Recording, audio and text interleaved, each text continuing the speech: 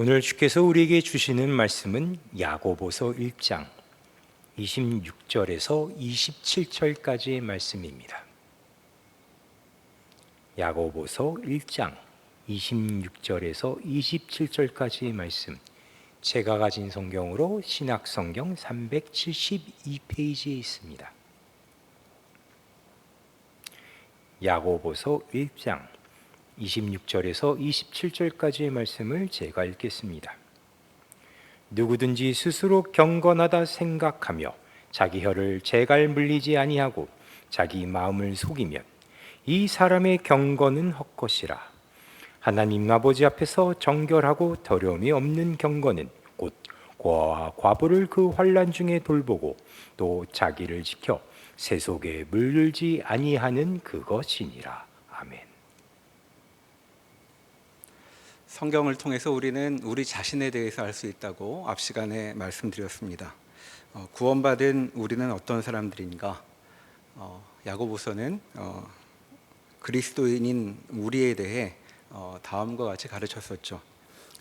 앞에서 살펴본 내용을 다시 한번 정리해 보도록 하겠습니다. 먼저 우리는 누구인가? 라는 질문에 대해 1장 18절을 보면 우리를 하나님이 낳으신 자들이다 이렇게 설명했죠. 우리는 그런 이유로 태어났습니다. 그리고 그렇게 구원받은 것이죠. 그러면 그렇게 태어난 존재들은 어떻게 사는가? 21절 하반절에 보면 말씀을 온유함으로 받으라 라는 말씀이 나옵니다. 간단히 말하면 그렇게 태어나는 사람들의 삶의 기준은 하나님의 말씀이다 라고 가르치는 것이죠. 자, 그러니까 우리는 우리 삶의 기준인 하나님의 말씀을 알 필요가 있습니다. 기준을 모른 채 그저 열심히만 움직인다면 그저 몸만 피곤한 일이겠죠. 자, 그런데 22절에 보면 말씀에 대한 바람직한 태도는 그저 말을 잘 듣는 것에 그치지 않고 행하는 것이라고 말했습니다. 자, 그러니까 하나님의 말씀은 우리의 머리를 채우는 것이 아니라 우리의 삶을 채우는 것이라고 말할 수 있겠습니다. 자, 말씀에서 행하라 라고 말하는 것은 삶을 이와 같은 일로 채워보라 라는 초대가 되는 것이죠.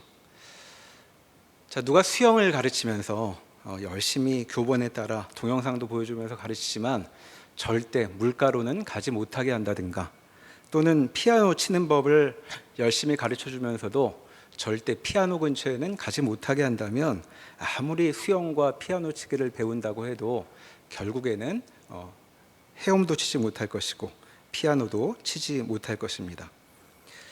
자, 25절 하반절에 나오는 실천하는 자는 그 행하는 일에 복을 받으리라 라는 말이 바로 그와 같은 일을 이야기하는 것이죠.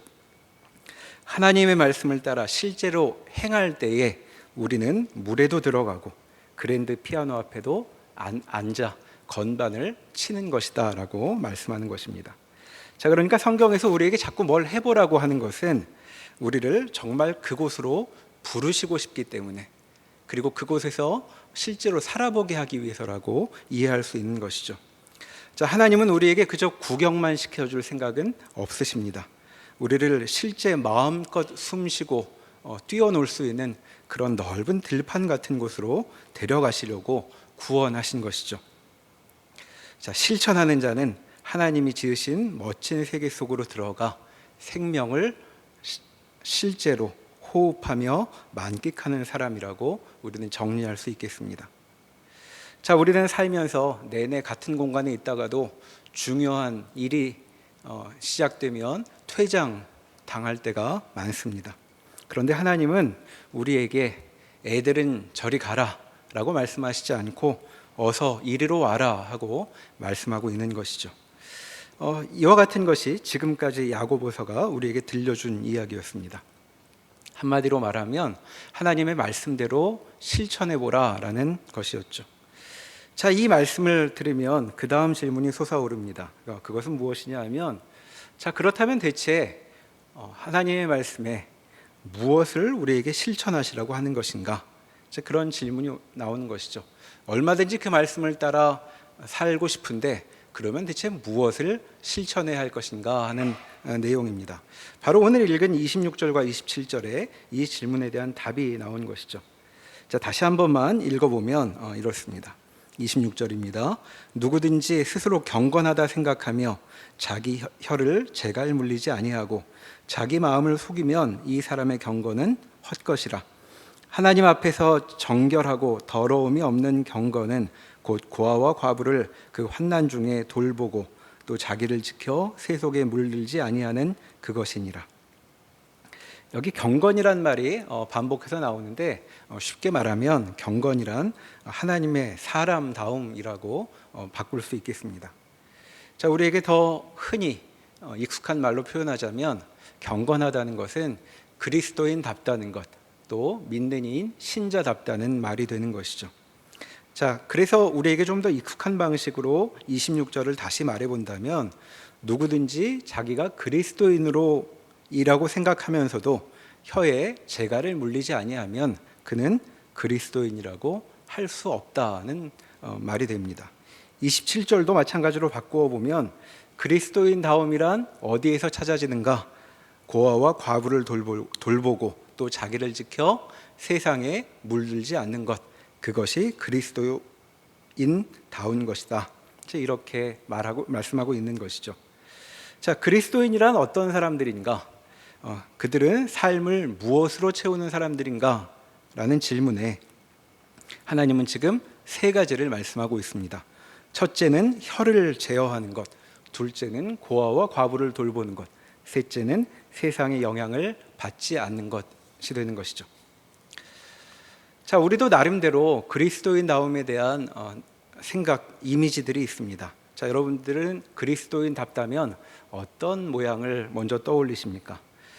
사람마다 다를 텐데 쉽게는 주일이면 빠지지 않고 예배드리는 사람들이라고 생각할 수도 있고, 또 매일 시간을 내서 하나님의 말씀을 보고 기도하는 사람들이라고 말할 수도 있겠습니다. 또는 이들은 온유한 사람들이니까 화를 내지 않는 모습이 떠오를 수도 있겠고, 또 거짓말하지 않는 그런 모습이 그리스도인다운 모습으로 떠오를 수도 있겠죠. 자, 이런 이미지는 우리가 다른 사람들을 판단하는 기준이기도 하고 자신을 이해하는 방식이기도 합니다. 자, 누가 우리에게 당신도 그리스도인입니까? 이렇게 묻는다면 바로 이런 이미지를 머릿속으로 떠올리게 되는 것이죠. 나는 그래도 딴 건 몰라도 주일에 예배는 안 빠지는 사람이니 나도 그리스도인이겠다, 이렇게 말할 수도 있겠고, 또는 나는 평소에 성경도 잘 안 보고 기도도 안 하는 사람이니 그리스도인이라고 할 수 없겠다, 이렇게 답할 수도 있겠죠. 그 기준에 따라, 나름의 기준에 따라 자신감을 잃기도 하고 또 자신감이 충만해지기도 합니다. 그런데 이런 이미지는 각자의 생각이어서 좀 흥미로운 일이 벌어지기도 하죠. 실상은 더 훌륭한 사람인데도 높은 기준을 갖고 있어서 자신을 더 싫어하기도 하고, 또 기준이 굉장히 여유로워서 남들이 뭐라 그러든 자신은 기독교인이라고 굉장히 만족스러워할 수도 있습니다. 자, 그런데 중요한 것은 우리가 어떻게 생각하느냐가 아니겠죠. 하나님이 세우신 기준이야말로 중요할 것입니다. 여기 그리스도인다움을 판별할 수 있는 세 가지 기준, 진짜 기준이 나와 있는 것이죠. 자, 그러니까 아주 중요한 것이라고 말할 수 있겠습니다. 우리가 떠올리는 그리스도인다움에 대한 이미지하고는 비교할 수 없는 아주 중요한 것이죠. 비유하자면 대학 입시 준비할 때 국영수가 중요하다는 얘기 우리가 흔히들 들었습니다. 자, 그리스도인다움의 국영수가 무엇이냐? 자, 야고보서는 이 세 가지를 말하고 있는 것이죠. 자, 다시 한번 이야기하면 혀를 다스리는 것, 자, 그리고 고난 겪는 약자를 돌보는 것, 그리고 자기를 지켜 세상에 물들지 않는 것, 이것이 참으로 중요한 기준이다, 이렇게 말하고 있는 것입니다. 자, 그런데 여러분 이와 같은 말씀을 듣고 어떤 생각이 드십니까? 중요해 보이십니까? 아니면 그리스도인의 본질을 설명하기는 좀 약한 느낌도 드십니까? 자, 여기 말 조심하라는 게 첫 번째로 나오는데 좀 사소해 보이진 않으십니까? 그리스도인이란 말을 나긋나긋하게 하는 사람들을 뜻하는 것일까요? 또 두 번째도 우리에게 익숙하지 않은 내용입니다. 내가 살면서 주목할 사람들이 있는데 지금 성경은 누구한테 주목하라고 말하냐면 약자들에게 관심을 기울여야 한다고 말합니다. 정말 이런 사람들이 우리에게 중요할까요? 우리가 유심히 살필 사람은 약자가 아니라 내 인생에 큰 영향을 줄 강자가 아닐까, 이렇게 물을 수도 있겠습니다. 자, 마지막에 나오는 세속이라는 우리가 물들지 말아야 될 세속이라는 말은 헬라어로는 코스모스입니다. 세계라는 말이죠. 자, 세상에 잘 적응하고 거기에 자리 잡고 사는 것이 우리 인생의 중요한 과제라고 알고 있는데, 세계로부터 자기를 지켜내라고 말씀하시니 이게 대체 무슨 뜻인가 하는 질문이 당연히 들 수 있는 것입니다. 자, 그러니까 우리는 하나님이 세 가지라고 꼽아주시긴 했지만 그 중요성이 금방 동의되지는 않는 것이죠. 우리는 동의되지 않는 주장에 대해서는 무관심해지거나 또는 우습게 여기는 경향이 있습니다. 자, 그런데 여기서 우리에게 이런 반응이 바로 나온다고 할 때에 우리는 우리의 태도를 좀 주의해 볼 필요가 있는 것이죠. 앞서서 야고보서에는 이런 말씀이 나왔습니다. 하나님의 말씀을 받는 것이 하나님께서 태어나게 하신 그리스도인들에게 아주 중요한 일인데, 이 일이 그렇게 쉬운 것이 아니라고 앞서 이야기했었죠. 하나님의 말씀 앞에서도 듣기에 굼뜨고 또 때로는 저항도 하는 것이 우리의 모습이라고 말했습니다. 자, 그런데 성경에 나오는 이 말은 누구의 말일까요? 하나님의 말씀입니다. 우리는 지금 사도 야고보의 개인적인 견해, 나름의 철학을 듣고 있는 것이 아닙니다. 그를 통해 하나님께서 우리에게 말씀하시는 것을 듣는 중이죠. 그러니까 성경에 담긴 말을 볼 때에는 우리는 인간의 지혜가 아니라 하나님께서 가르쳐 주시는 지혜를 듣게 되는 것입니다. 자, 설교 시간도 마찬가지이죠. 자, 여러분들은 매주 설교를 듣고 있는데 설교의 본질은 설교자의 이야기를 듣는 것과는 상관이 없습니다. 저는 지금 제 얘기를, 제 나름의 생각을 여러분에게 전하는 과제를 갖고 있는 것이 아니라 성경에 담긴 하나님의 뜻을 펼쳐 설명하는 데 제 임무가 있는 것이죠.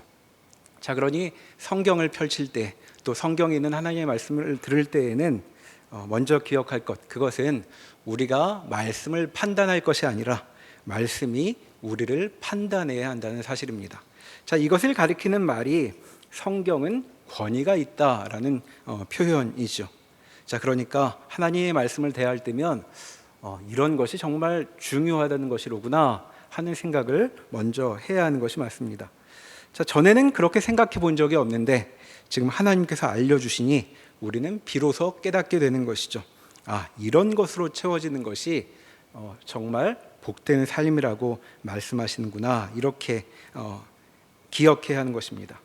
자, 어찌나 이 세 가지가 중요한지 야고보서는 앞으로 이 세 가지 주제를 본격적으로 다시 다루게 되죠.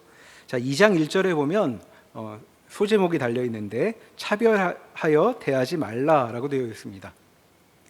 방금 본 세 가지 중에 두 번째에 해당하는 것이죠. 이 이야기를 2장 1절부터 13절까지 다루게 됩니다. 또 3장 1절로 가보면 위에 소제목이 말에 실수가 없도록 하라는 것입니다.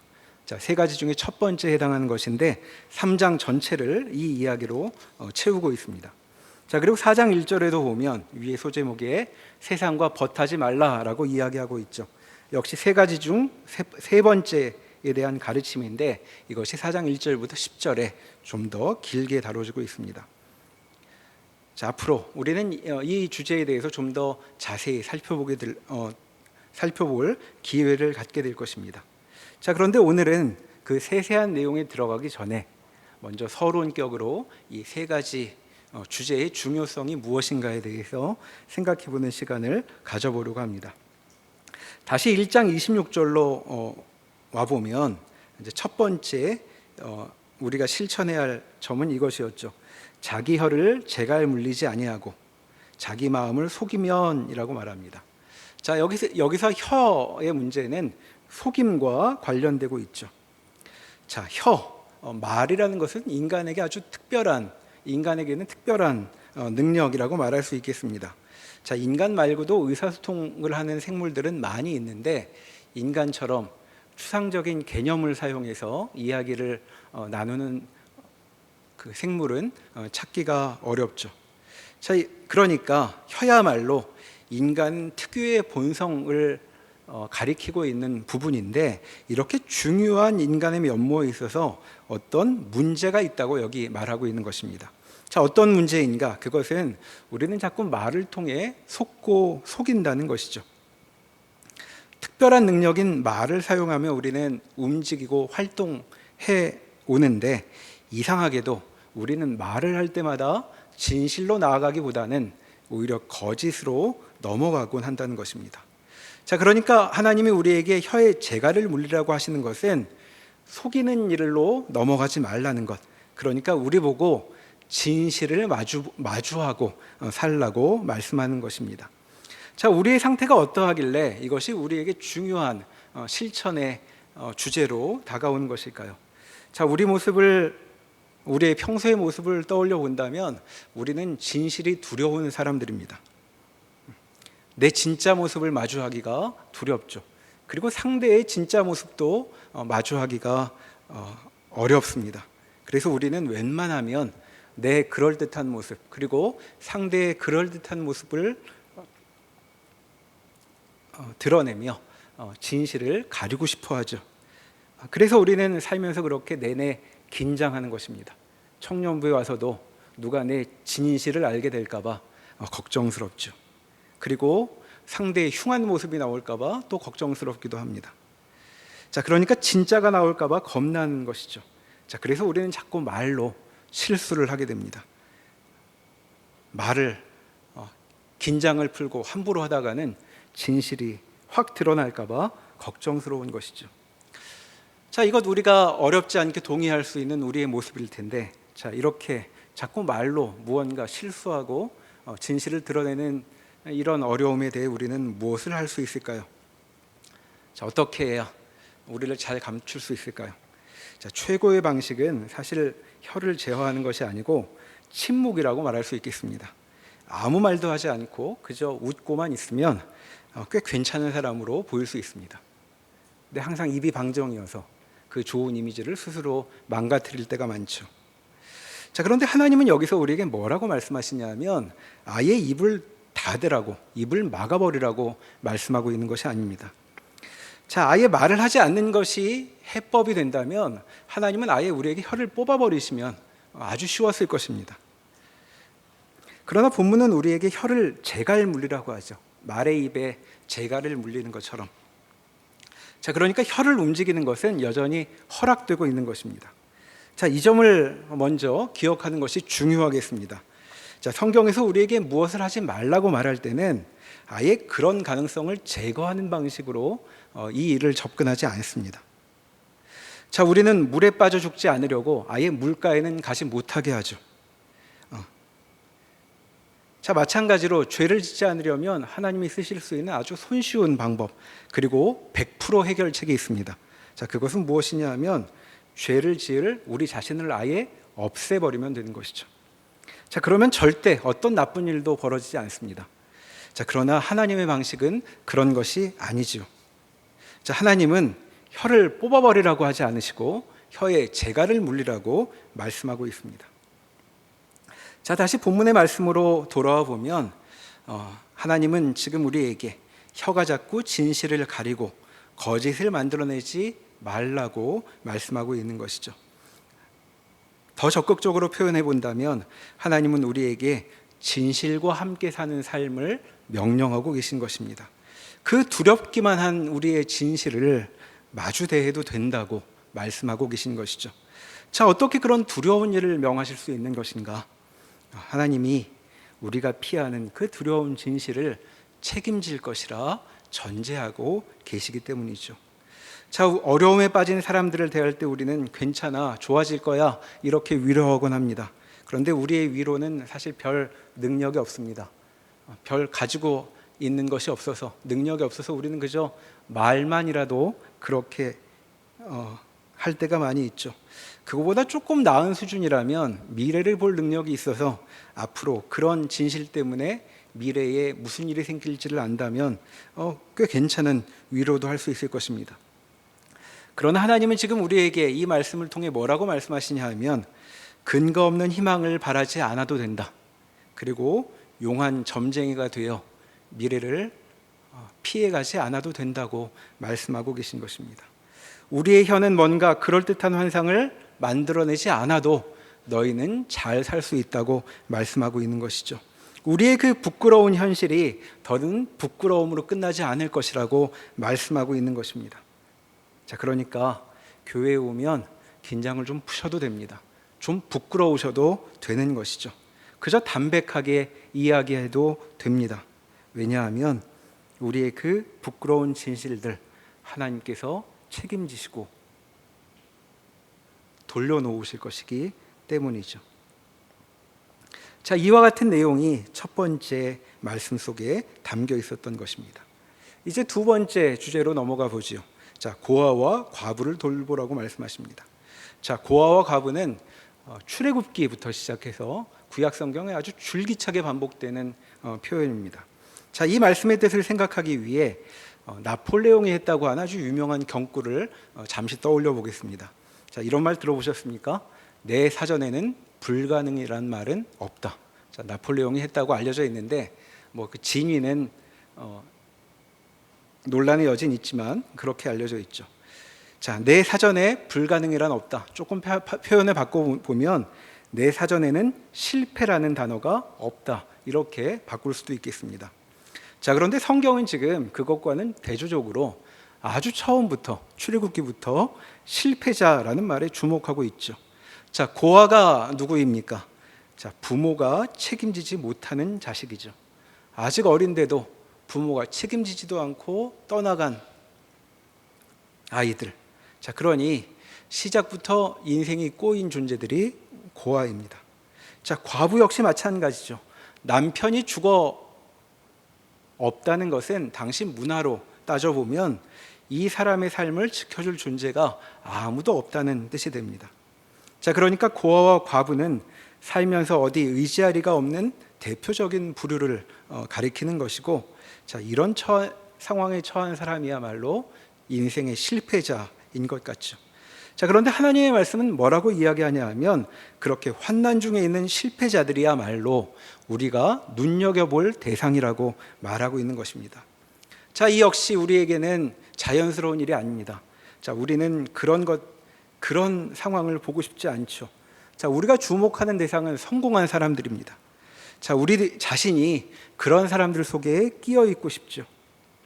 자, 우리는 대체로 우리가 지금 있는 자리를 속상하게 여기고 이것과는 다른 뭔가 저 높은 곳을 소망하며 살아옵니다. 그렇게 우리는 마음속으로 늘 약자이기만 하죠. 그러니 우리보다 더 어려운 사람들을 신경 쓸 틈이 없는 것입니다. 자, 그런데 하나님은 우리 같은 사람들에게 어려움에 처한 사람들을 돌봐도 된다고 말씀하고 있는 것이죠. 자, 내 코가 석자라는 속담 아십니까? 자, 이 말의 뜻은 내 사정이 급하고 어려워서 남을 돌볼 틈이 없을 때 쓰는 그런 말이죠. 자, 우리 코가 석자인데 대체 우리가 누굴 돕겠습니까? 자, 그런데 하나님이 뭐라고 말씀하시는 것인가?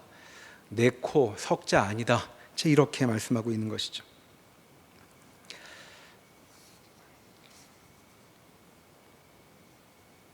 아니, 내 코가 어떤지 같은 것은 생각할 필요가 없이 여유를 갖고, 마음이 여유를 갖고 빈틈을 열어 주위에 어려운 사람들을 돌볼 수 있다는 것이 우리를 향한 하나님의 설명이 되는 것입니다. 자, 그러니까 그리스도인이란 어떤 사람들인가? 자, 우리는 더는 우리의 생존에 골몰을 하며 인생을 보내는 사람들이 아니라는 것이죠. 정말 그러할까? 한 번도 그런 이야기를 우리는 들어보지 못한 것 같습니다. 항상 우리는 구석으로 몰려 있는 것 같고 앞길은 보이지 않고 항상 어쩌다가 여기에 이르렀는가 싶은 생각이 들 때가 많이 있습니다. 자, 그런데 하나님은 지금 내 주위에 있는 어려움에 처한 사람들에게 우리의 마음을 주어도 우리의 시간과 정성을 들여도 된다고 그렇게 말씀하고 있는 것이죠. 정말 나에게 그런 여유가 있을까? 자, 답을 어떻게 찾을 수 있을까요? 앞에서 성경이 우리에게 말씀하고 있는 것처럼 실제로 그렇게 살아보아야 이 말의 진위를 깨닫게 될 것입니다. 자, 세 번째 말씀으로 넘어가 보겠습니다. 자기를 지켜 세속에 물들지 아니하는 것. 자, 이것이 우리 인생에 중요하다고 말씀하고 있죠. 자, 세속이란 말은 앞서도 말씀드린 것처럼 그저 세상 또는 세계라고 바꿔도 되겠습니다. 자, 교회에서 흔히 세상이라는 말을 쓰곤 하는데, 자, 이때 세상은 교회 바깥의 모든 것을 가리키곤 하죠. 그래서 교회 안에서 세상이라는 말을 입에 올릴 때는 저 커다란 세상에서 떠나와 우리끼리 옹기종기 아늑하게 모여있는 그런 느낌이 들기도 합니다. 자, 감당할 수 없는 저 커다란 세상에 비해 교회는 뭔가 훨씬 안심해도 될 것 같은 곳으로 여겨지는 것이죠. 자, 그런데 이 말씀은 우리에게 무엇을 가르치냐 하면 세상은 그런 것이 아니다 하는 것입니다. 자, 세계는 그렇게 대단한 곳이 아니라고 말하고 있는 것이죠.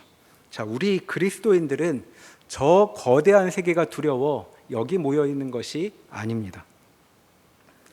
자, 세상은 사실 하나님이 지으신 곳이죠. 자, 교회와 세상이 구분된다면 세상에 있는 사람들은 교회가 빠진 세계에 속해 있다고 말할 수도 있겠습니다. 자, 교회가 빠져 있다는 것은 세계가 그만큼 불완전하다는 뜻이 되는 것이죠. 그러니 지금 세상은 교회 따위는 마음대로 할 수 있는 괴물로 묘사되는 것이 아니라 중요한 것이 빠진 부족한 존재로 이해되는 것입니다. 자, 그런데 그것을 몰라서 사람들은 세상이 전부인 것처럼 세상을 기준으로 삼아 살고 있죠. 세상이 전부여서 그곳에서 오고 가는 이야기가 삶의 기준이 됩니다.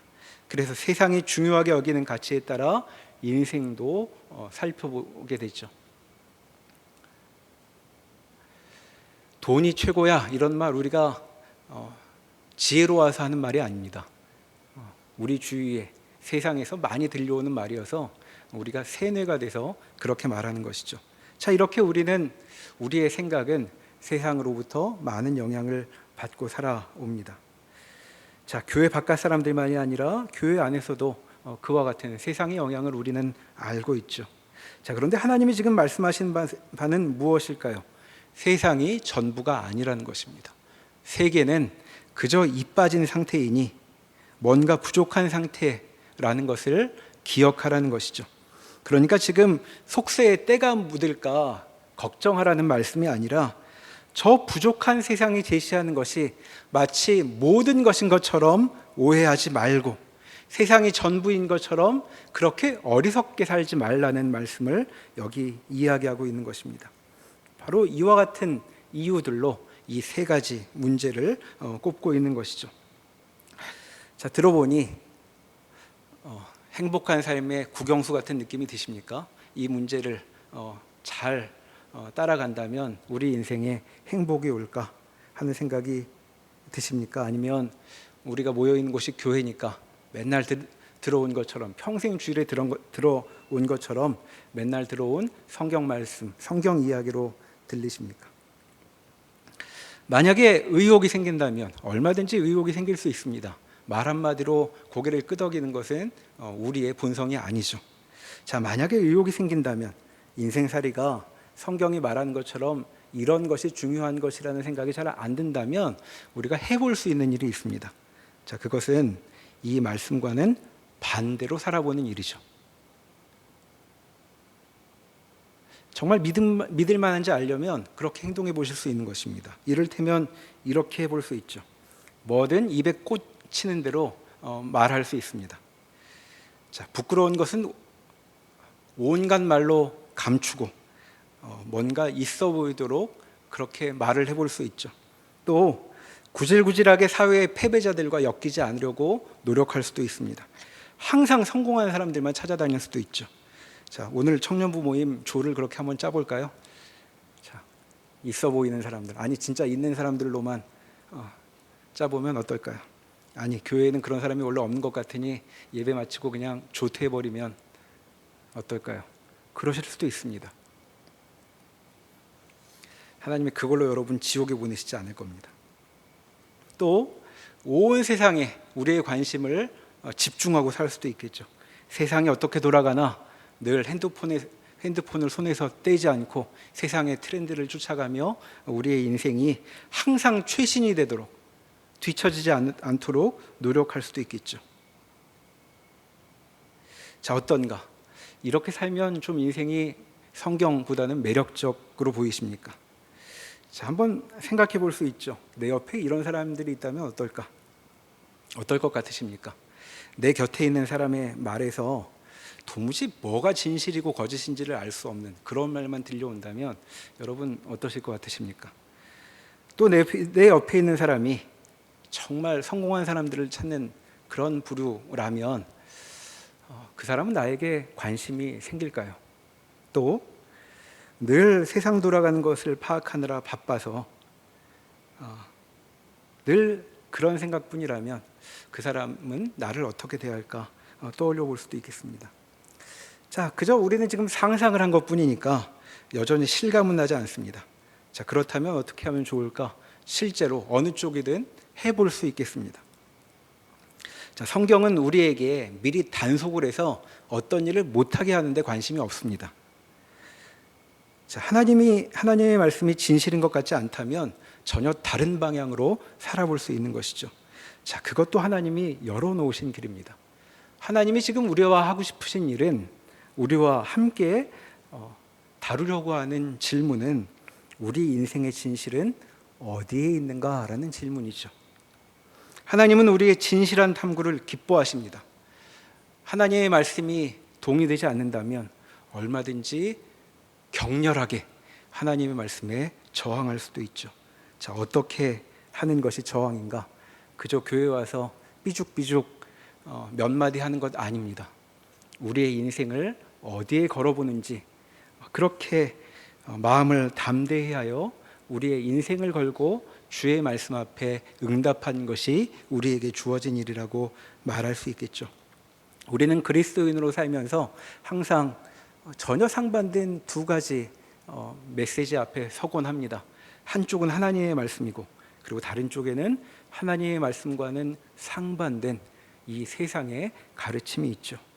자, 어느 쪽이 사실일까? 어느 쪽에 인생의 진실이 있을까? 우리는 진중해질 필요가 있습니다. 그 말에 우리의 삶으로 응답해야만, 인생을 걸고 그 말에 답해야만 우리는 진실이 무엇인지를 알게 될 것입니다.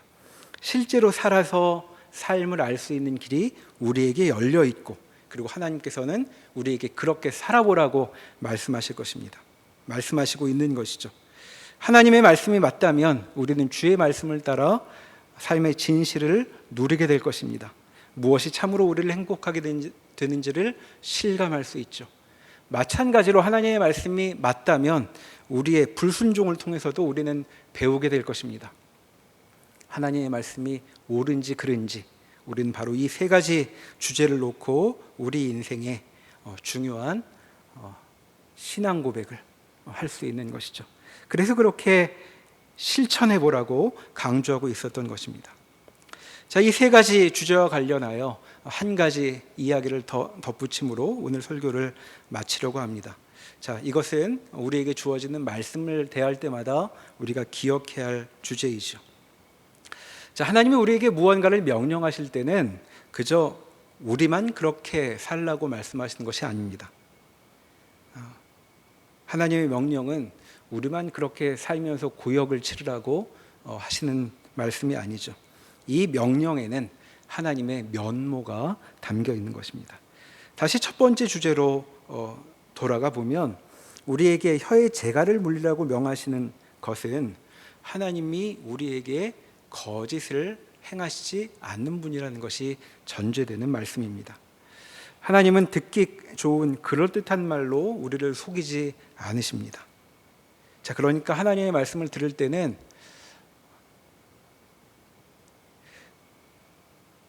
굉장한 말솜씨에 나도 모르게 그 꼬임에 속아 넘어가 인생을 망칠 거라는 두려움을 가질 필요가 없는 것이죠.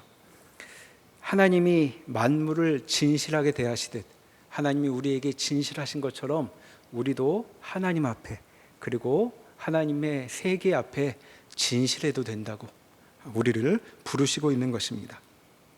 두 번째도 마찬가지죠. 하나님은 우리 보고만 피해자들과 어려움에 빠지는 사람들을 살피라고 하신 것이 아닙니다. 희한하게도 하나님 자신이 과부와 고아들을 눈여겨보셨죠. 자, 하나님은 성공한 자들과만 어울리시며 우리 보고는 실패자들과 엮이라고 하시는 것이 아닙니다. 사실 우리가 하나님께 부름받아 구원을 받았다는 사실 자체가 하나님이 패배자들에게 주목하여 주셨기 때문이라고 말할 수 있겠습니다. 자, 거울을 보고 마음에 안 들 때가 많은 게 우리의 실상이죠. 자, 그런 우리를 하나님께서 가까이 하신다고 하나님께 대체 무슨 좋은 일이 있겠습니까? 자, 이렇다 할 이유, 하나님께서 우리를 구원하실 만한 이유를 우리는 찾기가 어렵죠. 자, 그래서 구원 자체가 아주 신비한 일입니다. 자, 우리는 고아와 과부를 돌봄으로 이 신비한 일에 동참하게 되는 것이죠. 하나님이 하시는 그 특별한 경험에 우리도 끼어들게 되는 것입니다. 그래서 하나님이 아시는 일을 우리도 알 수 있게 되는 것이죠. 여기에서도 하나님의 하나님다우심이 반영되어 있는 것입니다. 세 번째 주제도 마찬가지이죠. 하나님은 세상의 주인이십니다. 온 만물의 주인이시죠. 자, 그러니까 그분은 세상이 휘둘리는 분이 아니십니다. 자, 우리는 세상의 주인이 아니니까 세상을 두려워하며 삽니다. 그러나 세상의 주인이신 하나님은 세상을 두려워하실 이유가 없으시죠. 이를테면 하나님은 점을 치실 필요가 없습니다. 왜냐하면 하나님도 할 수 없이 따를 수밖에 없는 팔자 같은 것은 없기 때문이죠. 하나님 앞에서 자기 주장을 할 수 있는 존재는 어디에도 없습니다. 누가 날 잡아가겠다고 와도 하나님께서 원하시지 않는다면 빼앗기시는 일은 있을 수 없는 것이죠. 지금 하나님은 우리에게 우리도 그렇게 살라고 말씀하고 있습니다. 세속에 물들지 말라는 말씀은 더는 세상을 주인으로 삼아 그 안에서 신음할 필요가 없다고 말씀하고 있는 것이죠. 자, 세속에 물들지 않을 때 우리는 세상 아래 있지 않고 우리 하나님과 함께 세상을 다스리며 살게 될 것입니다. 자, 이와 같은 복된 삶, 하나님께서 펼쳐가시는 삶을 우리에게도 보여주고 있고, 그리고 우리도 그와 같은 생명에 동참하고 부르고 계신 것이죠. 그러니까 우리는 야고보서에서 우리 자신이 누구인가만 알게 되는 것이 아닙니다. 우리는 여기서 우리를 구원하신 하나님이 어떤 분인가에 대해 배우게 되는 것이죠. 우리가 어떤 분께 소중한 존재가 된 것인지, 그리고 우리를 사랑하신다는 분이 어떤 분인지, 대체 어떤 존재에게 우리가 사랑받고 있는 것인지를 배우게 되는 것입니다. 자, 이런 하나님이 우리를 부르고 계시죠. 생명으로 나아오라고 부르고 계십니다. 인생을 복되게 살라고 우리를 초대하시고 이렇게 명하시고 있습니다. 자, 우리가 이 말씀에 귀 기울이고 이 말씀 앞에 서기를 원합니다. 그 진실을 알기를 소원하며 우리의 인생을 이 말씀 앞에 내려놓기를 바랍니다. 때로는 하나님의 말씀에 저항하기도 하고, 때로는 이 경험을 통해 주의 말씀에 무릎 꿇기도 하며 이 말씀이 우리의 인생의 중요한 주제가 되기를 원합니다. 세상에 인생을 성공적으로 산다는 온갖 목소리가 들려오는데 하나님께서는 우리에게 이 세 가지 이야기들을 가지고 우리 인생을 돌아보라고 말씀하고 있습니다. 자, 우리 인생은 영화보다 더 멋진 모험이 될 것입니다. 주의 말씀을 따라 실제로 실천하게 될 때 우리 인생에 허락된 그 기쁨을 실제로 맛보게 될 것입니다. 아무쪼록 우리가 용기를 내어 하나님께서 부르시는 그 자리로 한 걸음씩 더 나아가는 주의 자녀들이 되기를 바랍니다. 기도하시겠습니다. 하나님께서 중요하시다고 말씀하시는 것을 우리도 중요하게 여기며 살고 싶습니다. 저희에게 용기를 주셔서 주께서 바라보라고 하는 것을 바라보고 주께서 오라고 하시는 곳으로 나아가며 주께서 행하라고 하시는 일을 행하게 하여 주시옵소서. 그리하여 하나님께서 우리의 삶에 펼치시겠다고 약속하신 것들이 실제로 우리의 삶에 채워지는 복을 누리게 하여 주시옵소서. 예수님의 이름으로 기도합니다. 아멘.